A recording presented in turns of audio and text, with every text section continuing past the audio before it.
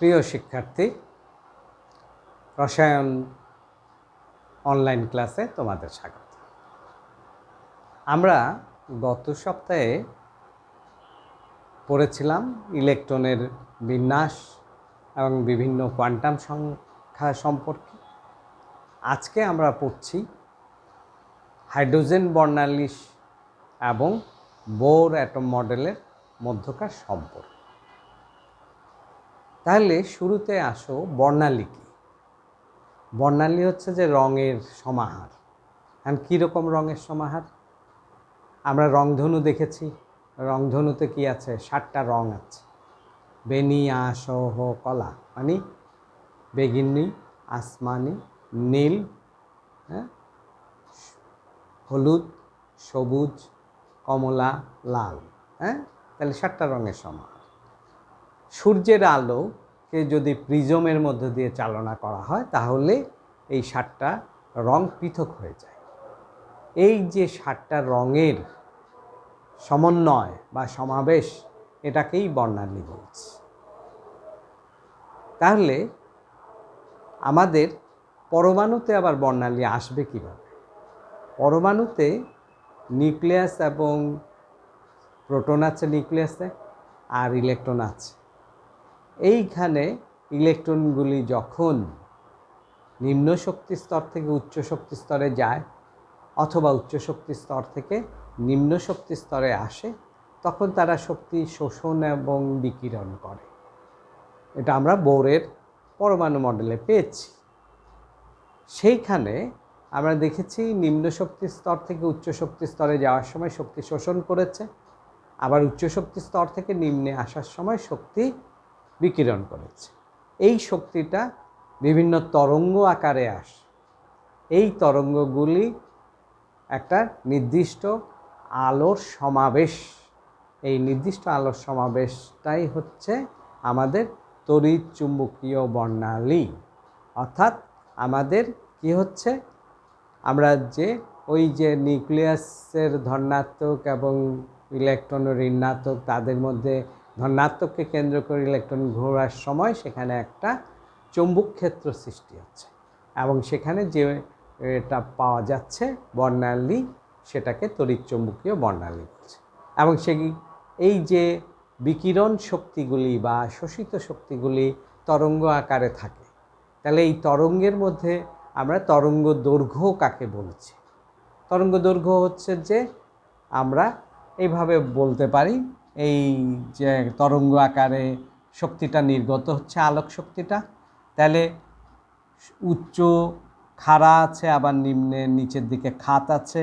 এই উচ্চ খাড়া, এক খাড়া অংশ থেকে আরেক খাড়া অংশের দূরত্বটাকেই তরঙ্গ দৈর্ঘ্য বলছে। এই খাড়া অংশ থেকে আরেকটি খাড়া অংশের তরঙ্গ দৈর্ঘ্য বলছে। এটাকে আমরা ল্যামডা দ্বারা প্রকাশ করে থাকি। এরপরে আসো কম্পাঙ্ক বা ফ্রিকোয়েন্সি। একটা কণা প্রতি সেকেন্ডে যতবার কম্পিত হয়, সেই সংখ্যাটাই হচ্ছে কম্পাঙ্ক বা ফ্রিকোয়েন্সি। সেটাকে নিউ দিয়ে প্রকাশ করা হচ্ছে। নিউ ইকুয়াল সমানুপাতিক 1/λ। অর্থাৎ একটা তরঙ্গ দৈর্ঘ্যের এইটার 1/λ সমানুপাতিক হচ্ছে নিউ, এবং নিউটা ইকুয়াল টু c/λ। তাহলে সিটা হচ্ছে আলোর বেগ। আলোর বেগকে আমরা যদি তরঙ্গ দৈর্ঘ্য দিয়ে ভাগ করি তাহলে আমরা কম্পাঙ্ক বা ফ্রিকোয়েন্সি পাব। এবার আসো, এই আমরা একটা হাইড্রোজেন পরমাণু মনে করে নিলাম। নিউক্লিয়াস, প্রথম শক্তি স্তর, দ্বিতীয় শক্তি স্তর, তৃতীয় শক্তি স্তর, চতুর্থ শক্তি স্তর, পঞ্চম, আরও আছে ষষ্ঠ, সপ্তম, বিভিন্ন। তাহলে এই ইলেকট্রন এখান থেকে দ্বিতীয় শক্তি স্তরে উন্নীত হতে পারে, আবার দ্বিতীয় শক্তি স্তর থেকে প্রথম শক্তি স্তরে পুনরায় ফিরে আসতে পারে। তাহলে শক্তি শোষণ করে সে নিম্ন শক্তি স্তর থেকে, মানে প্রথম শক্তি স্তর থেকে দ্বিতীয় শক্তি স্তরে গেল, শক্তিটা বিকিরণ করে আবার পুনরায় পূর্বের অবস্থায় ফিরে আসলো, অর্থাৎ দ্বিতীয় শক্তি স্তর থেকে প্রথম শক্তি স্তরে ফিরে আসলো।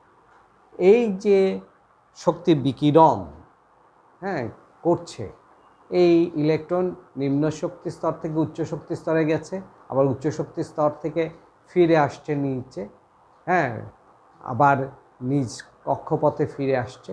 এই যে ফিরে আসার সময় যে সে শক্তি বিকিরণ করেছে, এইটার নির্ণয়ের জন্য একটি সূত্র আছে, রিডবার্গ সমীকরণ নামে পরিচিত।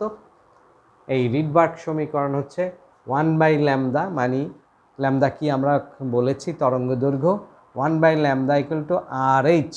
RHটা হচ্ছে রিডবার্গ ধ্রুবক, থার্ড ব্র্যাকেট 1/n1² - 1/n2²। এই ক্ষেত্রে RHটা হচ্ছে রিডবার্গ ধ্রুবক,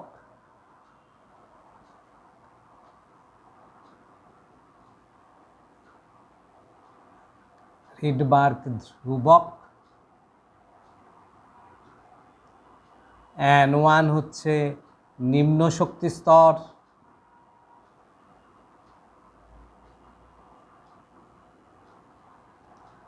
n2 হচ্ছে উচ্চ শক্তি স্তর।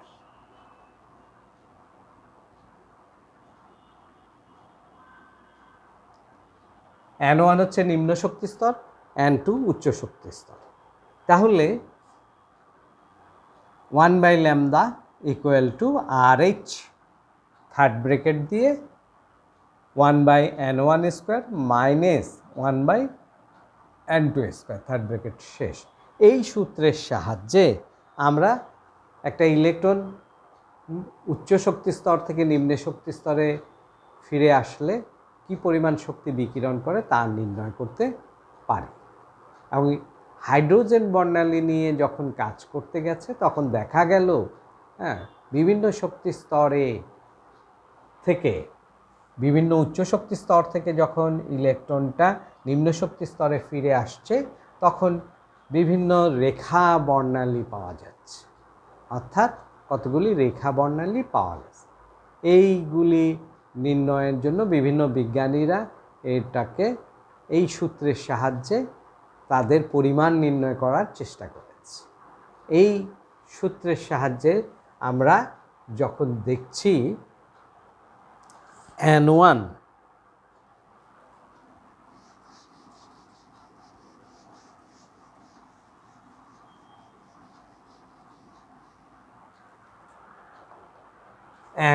এর মান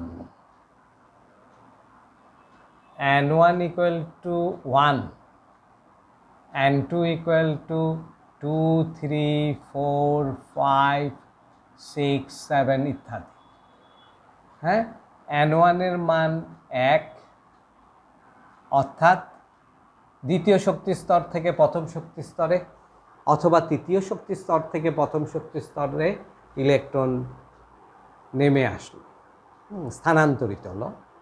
স্থানান্তরিত হলে তখন যে সে শক্তি বিকিরণ করলো সেইটা এই সূত্রের সাহায্যে আমরা নির্ণয় করতে পারি। এই সিরিজটাকে বলা হচ্ছে Balmer series, Lyman series.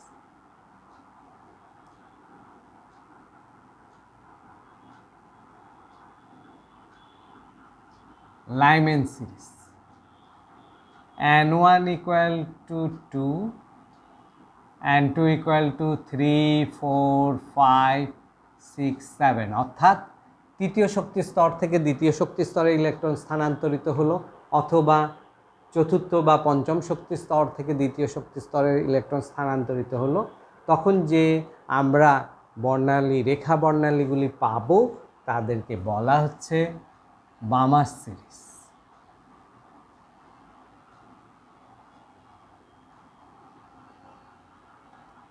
n1 = 3, n2 = 4, 5, 6, 7, তখন এটাকে আমরা বলবো প্যাশ্চেন series.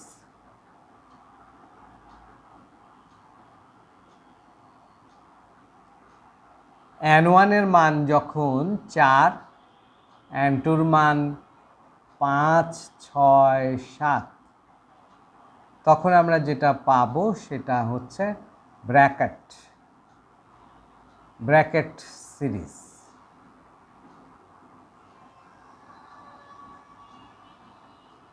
n1 equal to 5, n2 equal to 6, 7, তখন যেটা হবে ফুন্ড বা ফান্ড, যেটাই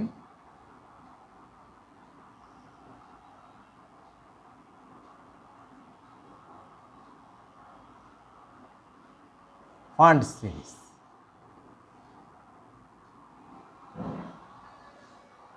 তাহলে দেখা যাচ্ছে উচ্চ শক্তি স্তর থেকে নিম্ন শক্তি স্তরে যখন ইলেকট্রন স্থানান্তরিত হচ্ছে, আমরা বিভিন্ন ধরনের সিরিজের বিকিরণ শক্তি পাচ্ছি। বিকিরণ শক্তি অর্থাৎ রেখা বর্ণালী পাচ্ছি। তাইলে n1 এর মান 1, n2 এর মান 2, 3, 4, 5, 6 ইত্যাদি। তাহলে যখন সেটাকে আমরা লাইম্যান সিরিজ বলবো, এই লাইম্যান সিরিজটা উৎপন্ন হবে অবলোহিত অঞ্চলে, অর্থাৎ অতিবেগুনি অঞ্চলে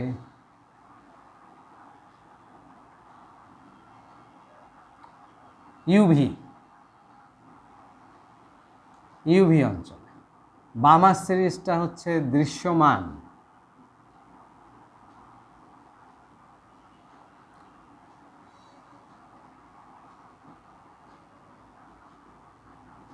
তাহলে কি হচ্ছে, যখন কোনো ইলেকট্রন উচ্চ শক্তি স্তর থেকে দ্বিতীয় শক্তি স্তরে এসে নামবে, তখন সে যে শক্তি বিকিরণ করবে সেই বিকিরণ শক্তিটার বিকিরণ রশ্মিটার তরঙ্গ দৈর্ঘ্য আমরা পাবো যে দৃশ্যমান অঞ্চলে, যেটাকে আমরা বলছি বামার সিরিজ।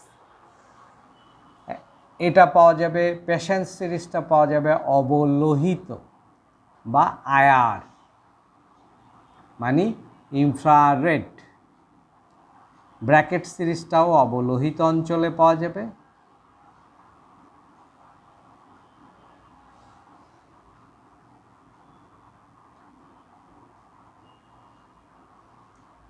ফুনটাও অবলোহিত অঞ্চলে পাওয়া যাবে।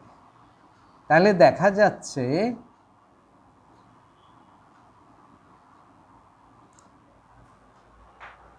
দেখা যাচ্ছে আমরা বামার সিরিজে যদি কোনো ইলেকট্রন বামার সিরিজে অর্থাৎ দ্বিতীয় শক্তি স্তরে যদি কোনো ইলেকট্রন উচ্চ শক্তি স্তর থেকে নেমে আসে, তাহলে সেই যে তরঙ্গের সৃষ্টি করছে সেই তরঙ্গের বিকিরণটা আমরা দেখতে পাব, অর্থাৎ সেটা দৃশ্যমান অঞ্চলে সেইটার তরঙ্গ দৈর্ঘ্যটা সৃষ্টি হবে। তাহলে এই সূত্রের মধ্যে আমরা এই যে রিডবার্গ সূত্র, এটার মধ্যে আমরা এই মানগুলি বসিয়ে বিভিন্ন তরঙ্গ দৈর্ঘ্য নির্ণয় করতে পারব, অর্থাৎ তরঙ্গের যে বিকিরণ তরঙ্গ হচ্ছে তার তরঙ্গ দৈর্ঘ্য আমরা নির্ণয় করতে পারব। এবং আমরা বোরের মডেলে পড়েছিলাম শক্তির পার্থক্য, বিকিরিত শক্তির পরিমাণ del E equal to H nu, del E equal to H nu. তাইলে এইচ হচ্ছে প্লাঙ্কের ধ্রুবক আর নিউটা হচ্ছে কম্পাঙ্ক বা স্পন্দন সংখ্যা, কতবার স্পন্দিত হলো সেই সংখ্যাটা, প্রতি সেকেন্ডে কতবার স্পন্দিত হয় সেই সংখ্যাটা। এবং এই নিউটা আমরা এখানে দেখেছিলাম, নিউটা হচ্ছে c/λ। তাহলে এই একটা ইলেকট্রন মনে করো যে তৃতীয় শক্তি স্তর থেকে প্রথম শক্তি স্তরে নেমে আসছে, তার বিকিরিত শক্তি কত। তাহলে আমরা এই সূত্রের সাহায্যে তার তরঙ্গ দৈর্ঘ্য নির্ণয় করব। করার পরে del E equal to H nu, এই ফর্মুলার মধ্যে del equal to H into c/λ, এই ফর্মুলায় ল্যামদা নির্ণয় হওয়ার পর আমরা সেখানে বসিয়ে দিলে আমরা তার মান বের করতে পারব। তাহলে কোনো একটা ইলেকট্রন প্রথম শক্তি স্তরে আসলে সেইটার যে তরঙ্গ সৃষ্টি করবে তার তরঙ্গ দৈর্ঘ্যটা হবে অতি বেগুনি অঞ্চলে, ইউভি অঞ্চলে তরঙ্গ দৈর্ঘ্যটা হবে। আর 2 নম্বর শক্তি স্তরে, দ্বিতীয় শক্তি স্তরে যদি আসে তাহলে সেটাকে আমরা বামার সিরিজ বলছি, সেটা দৃশ্যমান হবে। অর্থাৎ বেনি আসহ কলা এই 7 রঙের যে কোনো এক রঙের মতো হবে অথবা মিশ্রিত রং হবে। 7 রঙটা তো বেসিক রং 7টা, এর সাথে বিভিন্ন রং মিশ্রিত হয়ে এটা বিভিন্ন কালার হতে পারে, তাহলে এটা দৃশ্যমান। অর্থাৎ তাহলে উচ্চ শক্তি স্তর থেকে দ্বিতীয় শক্তি স্তরে ইলেকট্রন স্থানান্তরিত হলে সেটা দৃশ্যমান হবে। তারপরে হচ্ছে প্যাশেন্ট সিরিজ 3 নম্বর শক্তি স্তরে, তার সর্বনিম্ন শক্তি স্তর হচ্ছে 3। তাহলে উচ্চ শক্তি স্তর 4, 5, 6, 7 থেকে 3 নম্বর শক্তি স্তরে যদি নেমে আসে তাহলে তাকে আমরা প্যাশেন্ট সিরিজ বলছি। সেখানে যে তরঙ্গ দৈর্ঘ্যটা সৃষ্টি হবে সেটা অবলোহিত অঞ্চলে, মানে ইনফ্রারেড। তাহলে বেনি আসহ কলা, বেনির উপরে অতিবেগুনি, আর ওই বেনি আসহ দৃশ্যমানের উপরে অতিবেগুনি, আর নিচে লালের নিচে অবলোহিত। তাহলে দেখা যাচ্ছে এইটা ভিভ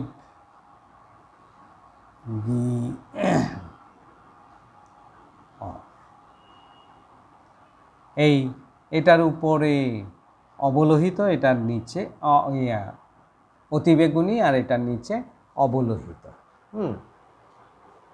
তাহলে আমরা এই সূত্রটা ব্যবহার করে বিভিন্ন শক্তি স্তরে ইলেকট্রন স্থানান্তরিত হলে তাতে বিকিরিত শক্তির মান, তরঙ্গদৈর্ঘ্য, কম্পাঙ্কের মান, ফ্রিকোয়েন্সি, আবার বিকিরিত শক্তি ড্যালির মান ইত্যাদি নির্ণয় করতে পারবো। তাহলে আমরা খেয়াল করব এই সূত্রটা আমাদের মনে রাখতে হবে।